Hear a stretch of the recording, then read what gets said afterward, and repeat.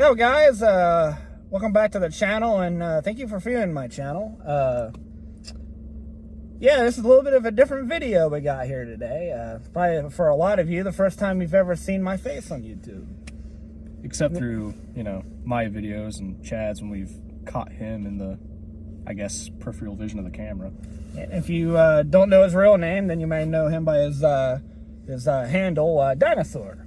And our buddy Chad is talking about, you might know him as CSC Productions.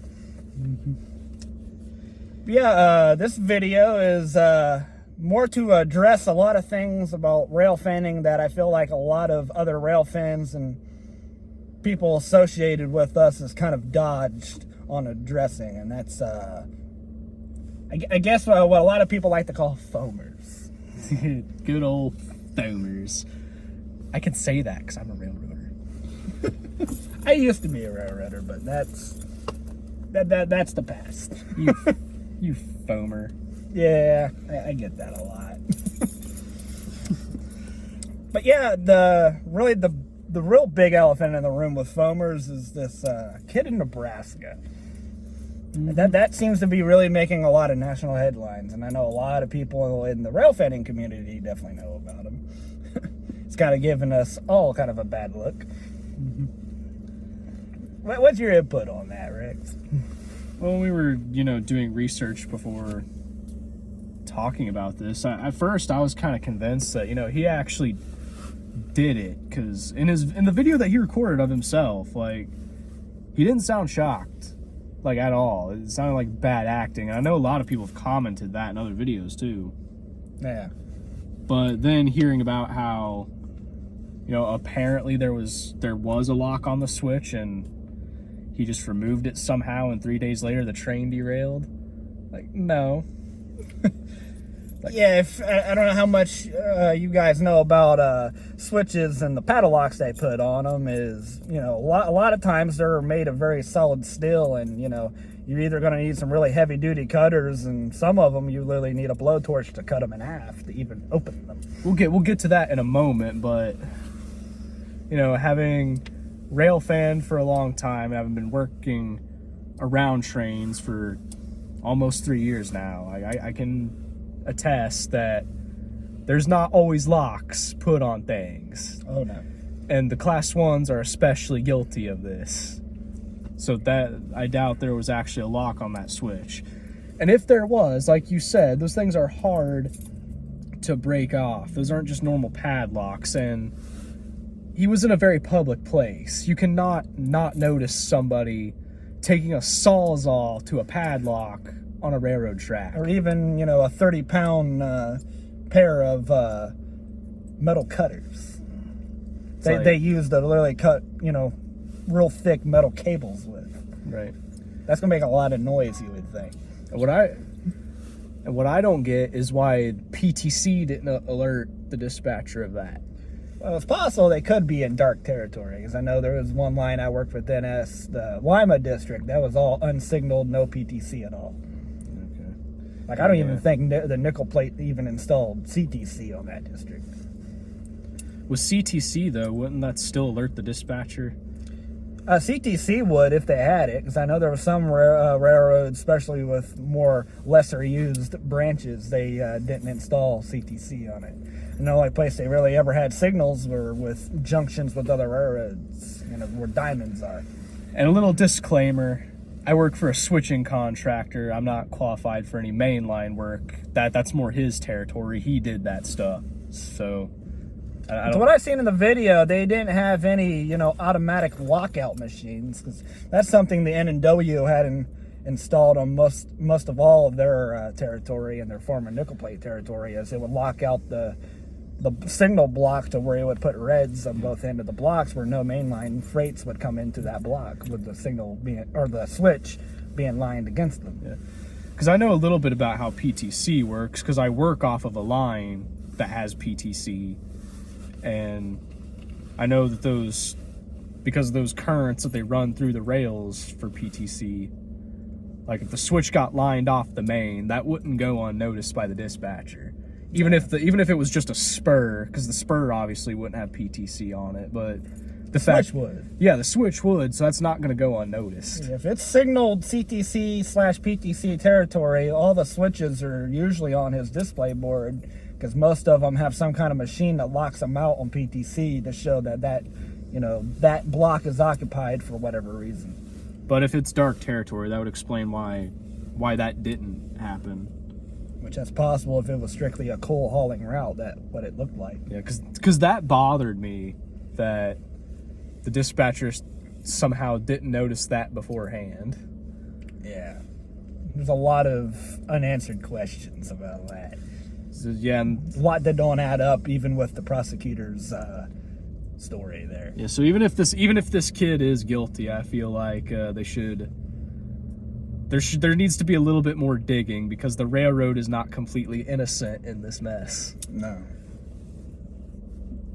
And really the second part of this whole thing to really address is, there's a lot of YouTubers I've seen, I don't know if you've really seen it, but they're all kind of almost wanting to paint the whole community of rail fans as we're all out here, we're all a bunch of malicious persons trying to derail trains and cause harm to people. No. I mean, I've seen it, but no, it's not how it is. And the perspective I more got on it was all these YouTubers trying to say that, like, that's not who we are. Like, they're all disowning this kid and saying we're all different from him, and we are. If he actually did do it, not every rail fan is that. Nobody I know wants to derail a train. They just want to film it, post it online, share the cool engine, the pretty colors. Like, that's all it is. Maybe educate the public a little bit, because I know a lot of people like to film switching with radio audio to show, what goes on, how this is done, which is a great thing. Yeah, I know that's a really big piece of what Jawtooth likes to do in a lot of his videos is switching, and DPUs seem to really be his biggest craze right now on his channel. There's a lot of things about him as well. We probably shouldn't get into that for this video, but no, yeah, Jawtooth and Millennium Force, they have their own thing going on. That's a whole nother video for you guys. Allegedly, eventually and allegedly, because none of it's proven, and I don't think any of it can be proven. I know some things apparently have been proven with Millennium Force, but I haven't really dug into any of that. So basically, not proven, probably can't be proven. Possibly, yeah. But the point remains the same, and then there's another kid in Columbus, Ohio, which I'm not going to mention his name because none of it's really been confirmed that it's happened. There's rumor out there, and there's even reliable sources I know have told me that it happens, but it's happened before. But it's all without knowing for sure. I want to kind of keep their name anonymous because it's possibly a ongoing investigation. I just don't want to put his name out there. It's all hearsay, and that's the biggest. That's my biggest pet peeve with this community, this hobby, is like every time somebody's name gets dragged in the dirt, it's usually just hearsay, no actual concrete evidence. It seems to be an ongoing trend. Like, that's the only real danger here, is being so quick to accuse. Yeah, and I also feel like even with this kid in Bennet, Nebraska, I almost feel like some of it's even that, like they're so quick just because he's filming the train that somehow he's guilty for something. Let's say there is that wee bit chance that he just happened to be at the wrong place at the wrong time. I mean, possibly. I mean, it is weird that he tampered with a switch and there wasn't a train for 3 whole days. Now, I don't know how active that line is, but it's BNSF. It can't be that inactive.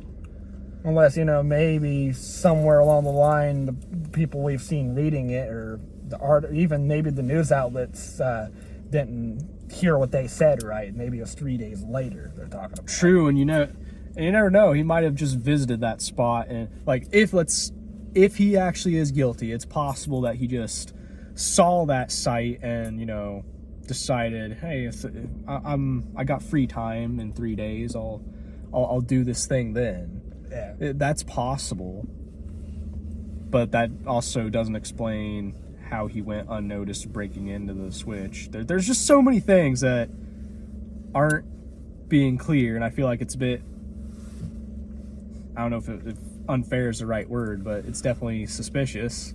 Yeah. Because the news media is not known for being completely truthful. This entire decade so far has taught us that. Yeah. Yeah. And let's not forget East Palestine, which was completely the railroad's fault, and that's a whole nother conversation in itself. Which, I mean, I'm sure there were some employees that had human error that was maybe a cause of some of the things that went wrong there, but ultimately it was the company's decision to do PSR that led to that. Yeah, I feel like if there's anything to learn from this situation is, I guess, really just stay away from the tracks or near, the switches. Like still railfan, but just kind of keep a little bit of distance from the track, because it definitely seems like between this situation and situations I've heard about Jawtooth on the Cincinnati Eastern Terminal is, they're really cracking down on people getting anywhere closer than 100 feet from the track. Well, it's really just a common sense thing. Film train. It's not illegal. Just don't trespass. Walk on track. Don't do that. No. This is a kind of a new rule I've kind of went by in rail fanning now, is if you have to go on the track to look at it or look down it for any reason, it's just find a public grade crossing where a sidewalk crosses it and look at it from there. That's a public place to cross it. But don't linger, because that's not wise. Don't linger.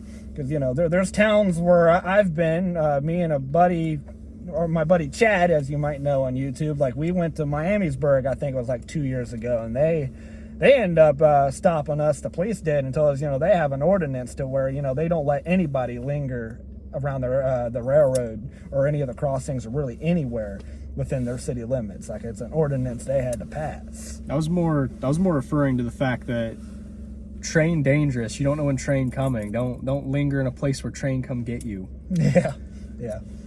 Because that's the more danger, really, is the train, and it is a real risk, because apparently people are tempted to tamper with stuff, and honestly, that's nothing new. There's been graffiti forever. There's probably untold stories of people actually vandalizing and misaligning switches on purpose. Like, I'm sure it's out there and it's not being covered. And I don't know, maybe... Well, see, there's a video on YouTube that our buddy Chad had showed me. There was another kid, I think it was on BNSF. Yeah, I remember that. He lined unlocked one of those mechanical switches. Which just further proves my point, because the railroad's been known to leave stuff unlocked. And that's another thing, too, is we got to push the railroads to lock their crap. And also, as a railfan community, we need to advocate for more safe practices, including not trespassing. Yeah. Because that is a thing that...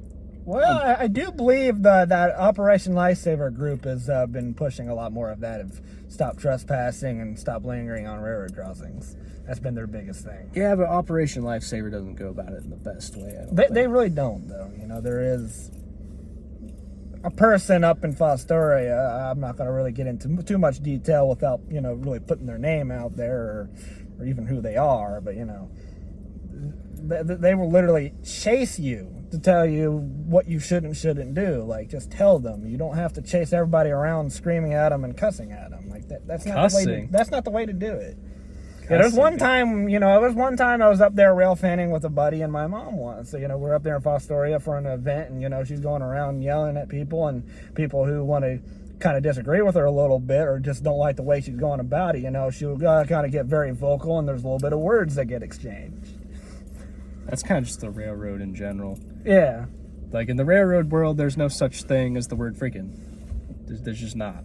No. That brings you right back to the video, too. Unless you're one of the few Christians in this industry, then... Well, which would be really hard. It really is hard to be a Christian in this industry, too. That's one thing that was honestly a shock to me when I first entered, because I was led to believe that this was a largely conservative... Like, not necessarily a lot of Christians on the railroad, but I was led to believe that it was mostly a conservative place where they, at least respected Christian values. And I just get into the railroad and, oh, no, it's nothing like that at all. And I pray every day for strength to endure it. Yeah. It hasn't been easy on my spiritual health, I can tell you that. Yeah. So I know there is a few of you out there in the community that are also fellow Christians and can probably definitely understand where he's coming from with that. And they really should be a little bit more understanding about people who have faith. You don't just automatically jump to getting into it with them because maybe you don't agree with them. But right now, the focus of the video is, it's like, as a community of rail fans, we need to do better at not freaking out the public. Yeah. Because there are some rail fans doing some pretty knuckleheaded stuff, and it needs to stop. But the majority of us just want to film trains because we find them fascinating, or because we want to share our knowledge of trains with everybody else. Because the public, the general public, is horrifyingly ignorant to the railroads, and that's kind of what's led to the problems we have in our society now, and especially East Palestine recently. The reason the railroads are getting away with this is because the public's ignorant. And also the public needs to do more research and also needs to be less panicky about everything, because when you panic, nothing goes right. You just get paranoia at that point, kind of where we're at now. It's just paranoia, and when people are paranoid, they freak out, they make rash decisions. It's just not good for anybody. And honestly, this whole decade has been nothing but people being paranoid and just recklessly making decisions out of fear. And it's like, none of this is going to head in a good direction. And this is the very thing the Bible, wants us to avoid is, just be calm, rest in God, trust in Him. Don't be anxious. God doesn't want you to be anxious. And I know easier said than done. I'm one of the most anxious people you'll ever meet. But you can't let it drive you. It's not going to take you anywhere good. No. And as for this kid, maybe he did it, maybe he didn't do it. But this whole jumping to conclusions thing clearly needs to stop, because there's more to this story than meets the eye. Definitely.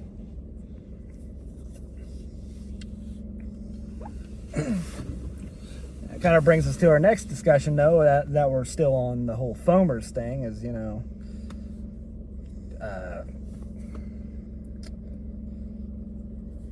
kind of the other types of foamers are just really, for some people that don't really understand the difference between somebody that's into trains and then you got the foamers. That, we are just two different types of people. We really are. You got people like me and him and our buddy Chad. We watch trains and we put them on YouTube, and some of us are trying to maybe make a living off of YouTube doing that. Kind of how Jawtooth and all them do that. It's more your normal stuff, and then you got foamers. It's not so normal, like this kid in Bennet. That's a not so normal side of this hobby that a lot of people will call foamers. A better example of a foamer instead of this kid, because we can't paint him in any sort of light, because we don't know for sure. We don't know what he did or didn't do. A lot of people would call him a foamer, but not really truly knowing his true intentions in that situation, if he even derailed the train. We don't know for sure. To most railroaders, there's no difference. No. Like rail fans, normal hobbyists, foamers, they're the crazy ones. To most railroaders, they're all crazy. There's no difference. And I don't know how that got started. Like, I don't know how that's been my understanding, it's been around for a while. At least since the 80s, according to our friend who worked at the BN. Yeah, a guy that's been more engaged in the community, a lot longer, longer than we've even been around. You should probably get him in a follow-up video, because he could probably shed more light on that. I don't know how. Yes, I would definitely be working on that, guys. I will definitely try to get him on video, and he can really explain, the origin story of the really bad relationship between, rail fans and railroaders, and just how the whole foamer movement really became a thing.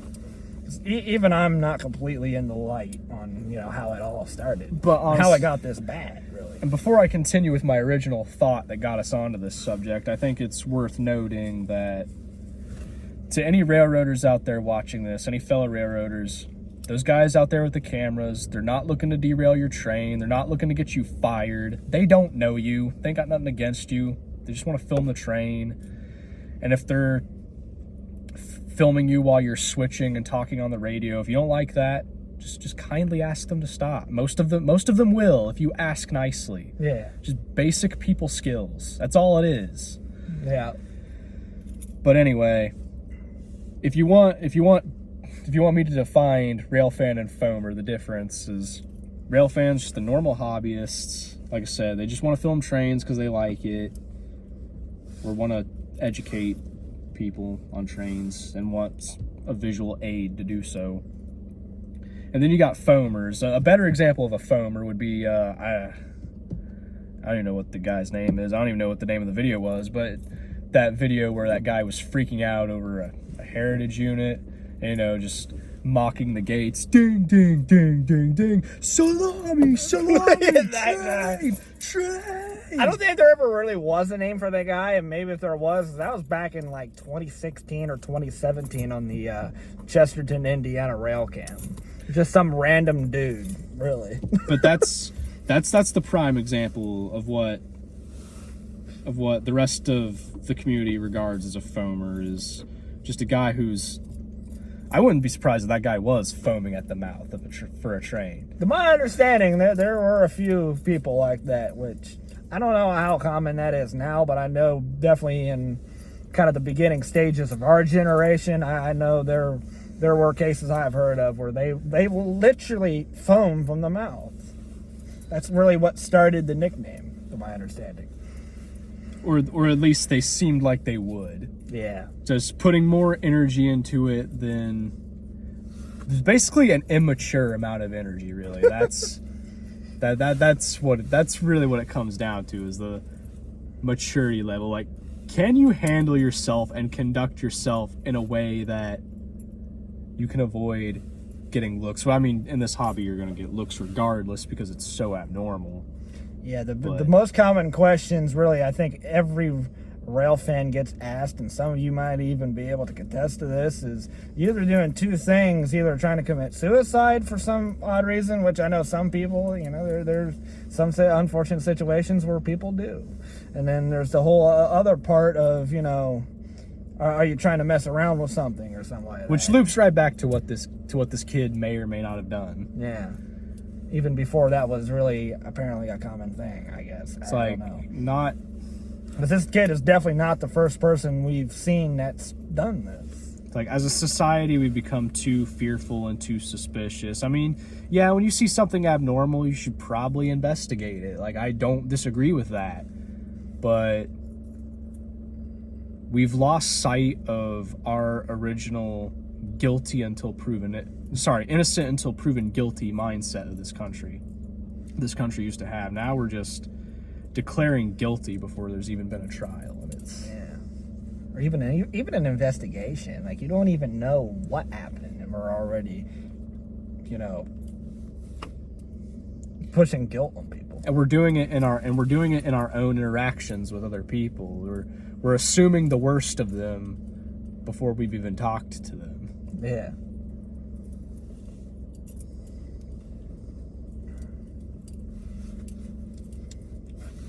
So basically, the moral of the story is just be smart, don't break the laws, don't be stupid, but also just try to keep your distance from the track as much as possible.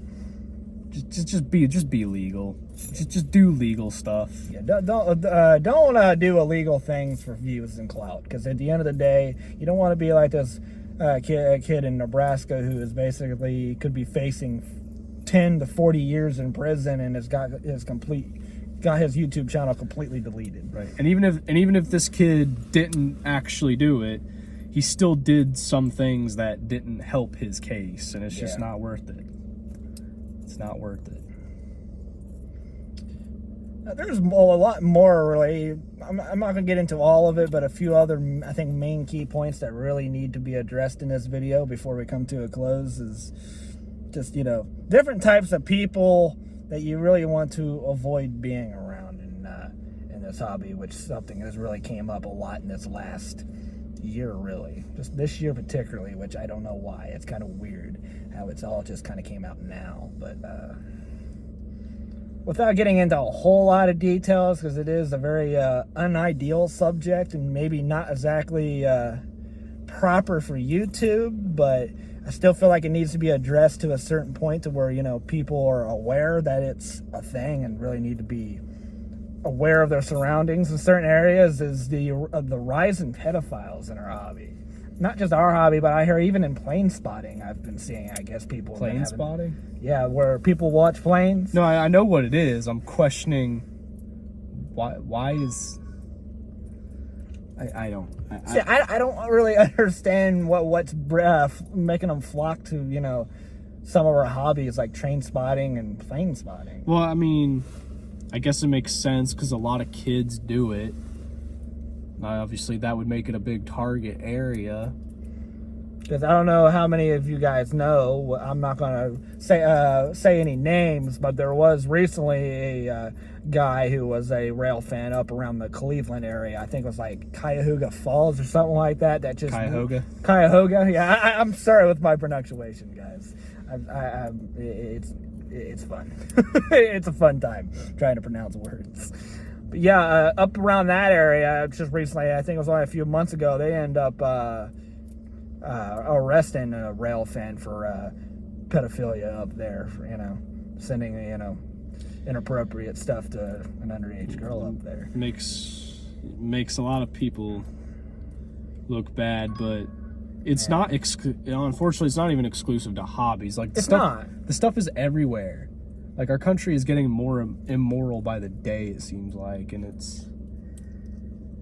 As Christians, we need to do a better job of beating back the darkness, yeah, but really also letting God lead in that. Yeah. Like, it's a lot of Christian complacency that has led to the corruption and sin that is plaguing our country right now. Yeah. That's really the biggest thing, really. I guess take from this is railfan legally. That's really the biggest thing to really take from this place. This whole ordeal is just railfan legally and don't get in the way of train operations. And most of you, I'm sure, don't even have to be told that. But no, it's just something that had to be addressed. You know, we're not all out there trying to derail your trains. You know, we're not trying to cause any harm to you or anyone else in that matter. You know, we're just here having fun, rail fanning and watching the cool trains that, you know, we get. And if you're out there curious about, you know, what goes on in the railroading world, just, you know, give the YouTube videos a try. See if it's something you want to get into. I mean, yeah. The world. There's a lot of people, and depending on where your community is, you know, there's a lot of people and a lot of, you know, I'm trying to think of the word I'm trying to think of here. You know, there's a lot of people in the community that are willing to help you. Yeah. The world could use more people who knows more about trains, because especially in this climate. Yeah, things are getting ridiculous. They really are. You know, that's kind of what's prompted me to make my first real face-to-face video that, you know, we're having today. Not very impressive, is it, guys? No, it's really not. He knows I'm kidding. Oh yeah. And I'm sorry if, you know, if that whole pedophile thing kind of made people uncomfortable, but I do feel like that was something that definitely needs to be addressed. You know, it's just a reminder to really just keep an eye out on your surroundings. I know there's a few members we have, and I'm sure in other parts of our rail fanning community that, you know, you have children that you know, may like rail fanning, or they go with you rail fanning. You know, you want to keep your eyes on them and just your general surroundings. Is, you know, that those kind of people are out there. If you're a parent, just keep your kid where you can see them. Yeah, and that's just not exclusive to rail fanning. That's anything, because anywhere. It's like, I cannot tell you how many parents leave their kids unsupervised, and like, yeah. I mean, yeah, kids were kind of unsupervised back in the day, but they also weren't. Like, you were always within yelling distance of your parents. Yeah, then, you know, I really feel like our country we didn't have quite the bad climate we have now then. No, but you always had a trusted adult no more than like 25 feet from you at all times. Yeah. Like, we need to go back to that. Yes. Like, just protect. If you're a parent, protect your kids. Like, I probably don't need to tell you that, but protect your kids. Yes. So I hope you guys got something from this video, and I hope you continue to watch my videos and watch my channel. You know, I hope this this very unideal video was not too off-putting for you, but I hope you got something out of this video today, and make sure to like and subscribe and hit that notification bell. And also check out his channel, Dinosaur. You're probably not going to be impressed. I haven't uploaded in months. Yeah. So he's working on that, but yeah. Also, that was real cheesy with the like and subscribe. Yeah. You're one of those YouTubers now. How's that feel? I don't know yet. I really don't know yet. Well, you guys all have a great rest of your guys' day, and I guess try to have a positive rest of your week. God bless. We'll see you guys for the next video.